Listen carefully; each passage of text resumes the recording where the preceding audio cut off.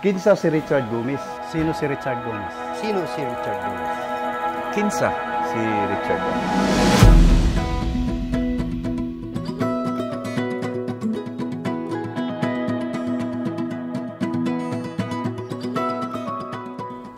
Nakita gyud ko sa iyang pag-improve sa pagkatao niya.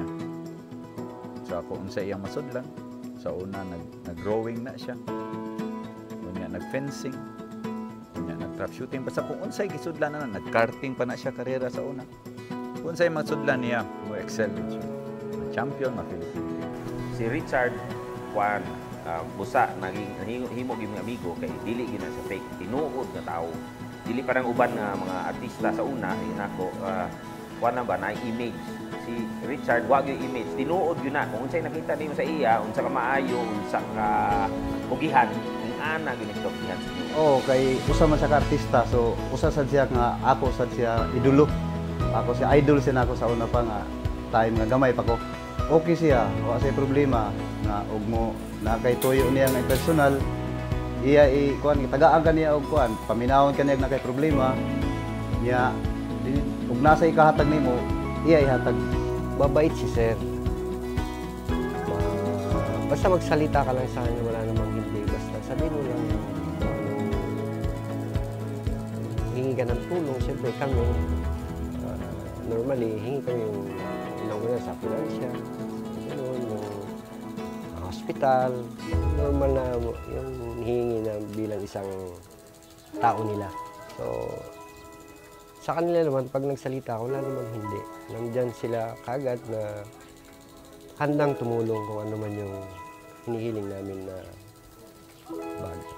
Si Sir, sobrang dyan siya kayo buutan kaayo. Kaya si Sir nga nagsakit ko o katarak, iya kong gipa-operahan, hantod nagsakit ko og diabetic, siya po na po hospital na ako. Kaya, mauliin ko sa mga sa una, si Sir musugot.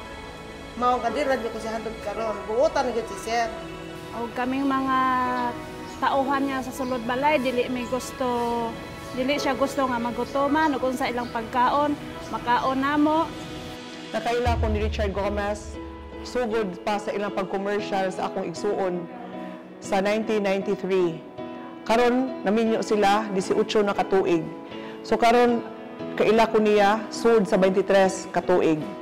Ang akong pagtan-aw ni Richard Gomez, usa siya ka matinud-anon ug tinabangon na pagkatao, dili lamang sa iyang pamilya ug sa iyang mga amigo, kundi sa katawhan. Bisag kinsa, wala siya'y pili. Mapobre, madato, kinahanglan sa iyang panahon na anaa siya. Kinahanglan sa iyang tabang, pinansyal, naa siya.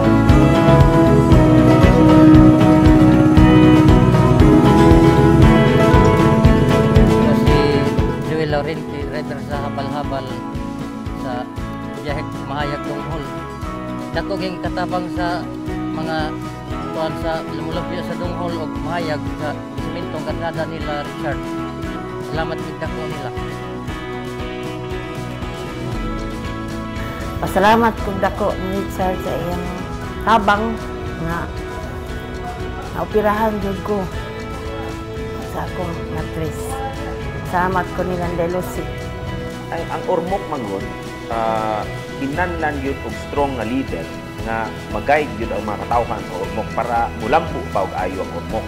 Kinahanglan og disiplina o kinahanglan kanang mga gamay na problema, for example drugs. We need Richard Gomez to fix those that problem. Ang sitwasyon nila sa ila pamilya kay naaman sila usa ka anak si Juliana. Unya daga na bayan na siya, 15 years old. No? Dili sayon para nila na si Lucy Congresswoman, unya si Richard Puhon, ma-mayor diri sa Ormoc. No? Dili sayon para nila. They are making personal na sakripisyo para sad sa kaayuhan sa Ormoc and para lang maklaro sa mga tao. Nagsakripisyo sila para sa Ormoc and para sad sa ila pamilya. Kay kung tarong ang Ormoc, matarong man sad ang pamilya. Sa akong tan-aw, angay siya na mahimong mayor sa Ormoc kay matinabangon siya na tao ug mulambo jud ang Ormoc City kay dako kaayo ang iyang plano para sa syudad.